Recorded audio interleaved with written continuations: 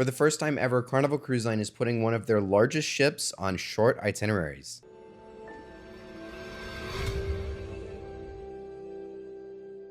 What's going on, everyone? My name is Brandon. If you like cruise news, cruise vlogs, and ship tours, make sure you hit that subscribe button down below to follow along all the upcoming content that I have.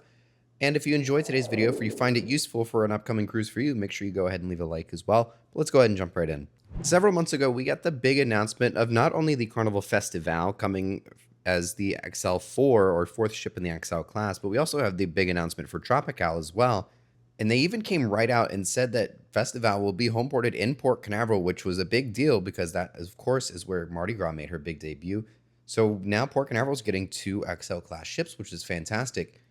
In the past, they had even made some references and hints that Mardi Gras was actually being eyeballed to be possibly going into shorter itineraries. And when you mentioned short itineraries, I immediately went to thinking of 3 and 4 night cruises, of course, to compete. I would think directly with the Utopia of the Seas, who kind of took the industry by storm or by surprise by going as the second largest cruise ship in the world at the time, straight into 3 and 4 night itineraries, which was pretty much unheard of at the time. Really, only Disney in the past had put new builds on short itineraries, but that's because they're Disney. They can just do that. Rather than the 3 and 4 night itineraries as I expected, we actually are getting 4 and 5 night itineraries for the Mardi Gras, which is, I think, maybe just a little bit better. And lately, because of the trend of putting bigger ships on short itineraries, it's definitely sparked quite the debate online, at least in my TikTok comment section, that's for sure. But it's a very valid argument because there's a lot of people that see these brand new ships and they want to experience these new ships, and it's typically going on 7-night itineraries.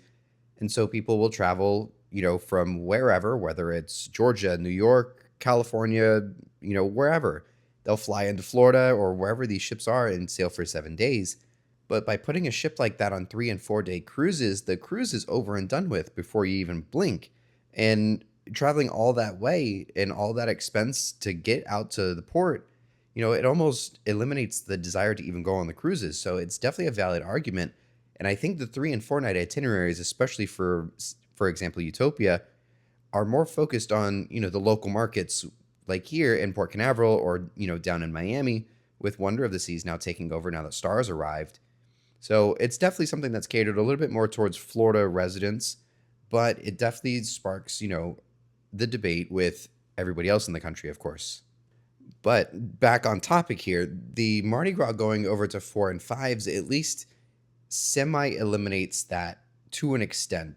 4 and 5s still aren't the full week like a lot of people would hope, but it at least justifies a little bit of travel time and a little bit of travel expenses because the ship and the cruise itself is just a little bit longer.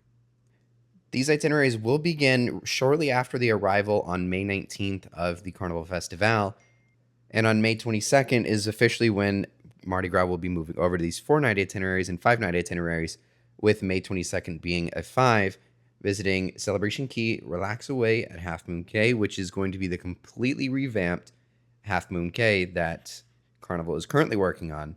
And then, of course, Celebration Key is the newest private island in the industry, or at least the new private island for Carnival Cruise Line, which has sparked quite the debate itself, but that's another topic for another day. And then Nassau as well. And the 4-night itineraries will be basically the same thing, eliminate Nassau, though, so Celebration Key and Half Moon Cay. So Mardi Gras is basically going to be sticking to the private islands, or at least to the Bahamas for sure, with the big emphasis on the new private islands.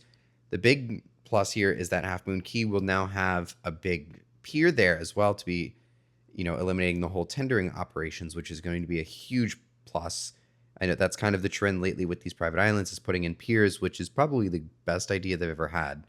Now, with Mardi Gras going to 4 and 5 night itineraries, that does eliminate, at least in my head, that will eliminate the Carnival Freedom in Port Canaveral. She will likely be on the move. It sounds like maybe Baltimore. I know Carnival has hinted at putting a Conquest class ship in Baltimore in the past. So with her being kind of the only one that we know as of right now that's going to be on the move in that time frame, it sounds like Baltimore could be getting Carnival Freedom here pretty soon, but if that's unofficial, that's more me putting puzzle pieces together. Another XL class ship that got more itineraries released is the Carnival Celebration, the second in class. They did release the new bookings and itineraries available for her, so you can book these now, but really they are remaining unchanged from what she's doing right now. 7-night cruises to Celebration Key, Amber Cove, Grand Turk, St. Thomas, St. Martin, Half Moon, Nassau, all of that. So, relatively the same thing, although they're probably putting more itineraries going to Celebration Key and Half Moon Key as well. So, that's really the major difference that we're going to find here with these celebration sailings. But she's sticking to the 7-night itineraries out of Miami like she's doing right now, just a few different stops here and there. She will also offer a Western Caribbean itineraries as she does now, but those will be visiting places like Cozumel, Celebration Key, and then Isla Tropical. Hopefully I pronounced that right. But that's the new expansion in the new port area that they're building over in Mahogany Bay in Roatan for Honduras. So lots of big port expansions and private area expansions for Carnival Cruise Line. I feel like it's just their way of competing with Royal Caribbean as they now have not only Perfect Day at Coco Cay, but now Perfect Day Mexico, the Royal Beach Club in Nassau, Bahamas, a Royal Beach Club opening up soon in Cozumel. So not really too surprised to see all these big expansions into their private areas or private ports and islands for Carnival. So I love to see the competition. Nothing mentioned of Carnival Jubilee, but I would expect her to remain the same. Don't think she's leaving Texas anytime soon, but the new itineraries, whenever they do finally come out, I would expect them to also include the new expansion area for Mahogany Bay that I was just mentioning that Celebration is also going to. So Jubilee's not on this list, at least not yet. We'll get those new itineraries probably pretty soon, though. But the big, brand new, sparkly XL Class number 4, the Carnival Festivale, got her itineraries as well. She will be sailing 6, 7, and 8-night cruises, mostly 6 and 8s, just because of the Saturday departures for Mardi Gras with that 4 and 5-night itinerary. They'll be doubled up at that Terminal 3 in Port Canaveral, so that's why I think they went with the 6 and 8-night itineraries. But it's also good for them to shake things up a little bit. Sometimes if you leave the same type of ship or the same class of ship, but offering new itineraries from Port Canaveral that go down to places like Aruba and Curacao is always a very welcomed change. And so, as I mentioned, those 8-night itineraries will visit places like Aruba and Curacao, along with the new Celebration Key. So there are only 3 stops in 8 days, so a lot of sea days. So that's a little unfortunate, but because you're going all the way down to Aruba and Curacao, that's kind of what you bargain for whenever you go on an itinerary like that. Her 6-night itineraries will be Eastern Caribbean. We'll have, of course, the big push on the private destinations as well, with Amber Cove, Celebration Key, and the new Half Moon Key as well. Carnival Festivale is currently being built in the Meyer Turku shipyard in Turku, Finland. She's going to make a transatlantic crossing for 15 days from Southampton over to Port Canaveral on May 2nd of 2027. She'll also make her first sailing from Port Canaveral on May 19th as a 4-night itinerary, mostly just to get her on schedule for those 6 and 8-night itineraries.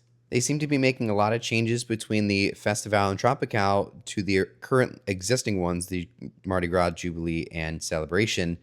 And I will be doing a full video coming up very soon of all the new things and new offerings that Tropical and Festivale will have. So stay tuned for that.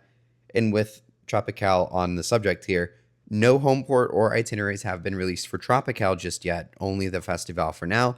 But as we get a little bit closer, we'll get Tropical information, and soon we'll be getting some Project ACE information as well, and that's the big 200,000 ton project. So we're getting very, very close to a lot of big and exciting news in addition to all of what we got today too.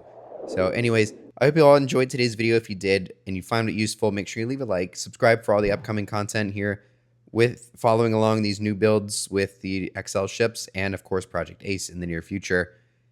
Thank you all again so much for watching. We'll see you next time.